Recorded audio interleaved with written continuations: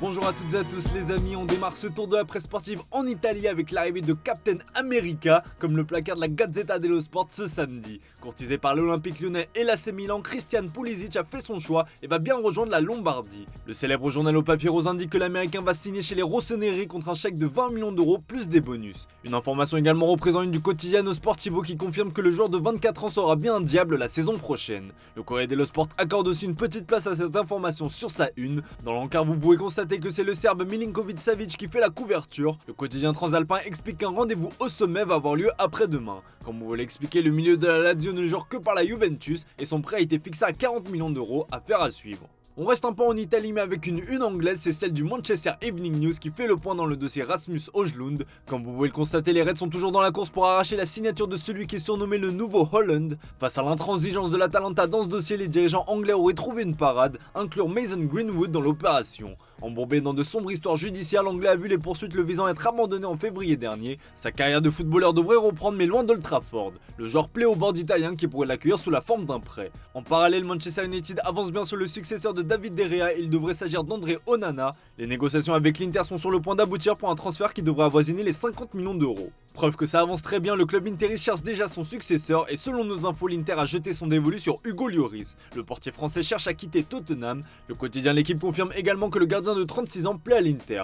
Pour rappel, ce dernier est sous contrat avec les Spurs jusqu'en 2024. Allez, on file en Espagne, direction la Catalogne et le Barça est sur le point de s'offrir une nouvelle recrue comme le placard le journal Sport. Il s'agit d'Oriol Romeu, le milieu de Girona. Le club catalan va débourser 8 millions d'euros, soit le montant de sa clause libératoire. Formé au Barça, Romeu pourrait faire son retour chez les Blaugrana dès la semaine prochaine où un contrat de 2 ans l'attend. Et pour lui faire de la place, les coulés envisagent de se séparer de Franck Kessié. Arrivé libre, le milieu de 26 ans n'a jamais réussi à s'adapter. Dans ses pages intérieures, le journal Sport explique qu'un chèque de 30 millions d'euros est attendu par les dirigeants barcelonais. L'Ivoirien est courtisé par l'Arabie Saoudite et ce dernier ne serait pas contraint un départ là-bas mais à une condition, il espère un salaire annuel d'au moins 25 millions d'euros par saison.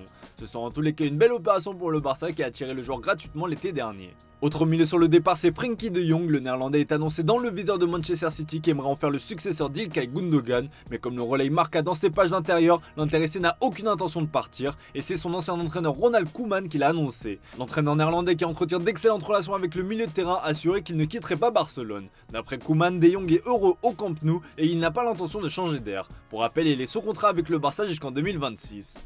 Toujours en Espagne, du côté du Real Madrid, cette fois c'est la nouvelle recrue Arda Güler qui fait les gros titres. La pépite turque a officiellement été présentée hier aux supporters madrilènes et malgré son jeune âge, l'ailier gauche a délivré un discours plein de caractère et d'ambition. Le joueur de 18 ans a bien l'intention de s'imposer au sein du plus grand club au monde et n'a pas l'intention de partir en prêt. Une déclaration que vous pouvez voir sur l'édition du journal AS ce samedi. Le nouveau numéro 24 de la Maison Blanche a eu des mots forts. « Je veux être une légende ici », a-t-il clamé. Des mots qu'on retrouve sur la couverture du journal Marca. L'autre info qui fait les gros titres, comme vous pouvez le voir dans l'encart du journal espagnol, c'est le coach de l'Atlético de Madrid, Diego Simeone, et pour cause, El Cholo est dans le viseur de l'Arabie Saoudite. Le coach argentin a reçu une offre lucrative pour diriger le club saoudien d'Al Ahly, mais des sources ont déclaré à ESPN qu'il n'a pas l'intention d'abandonner son travail en Liga. Selon le média, ce n'est pas la première fois que le club saoudien tente le coup. Diego Simeone est sous contrat avec les Colchoneros jusqu'en 2024.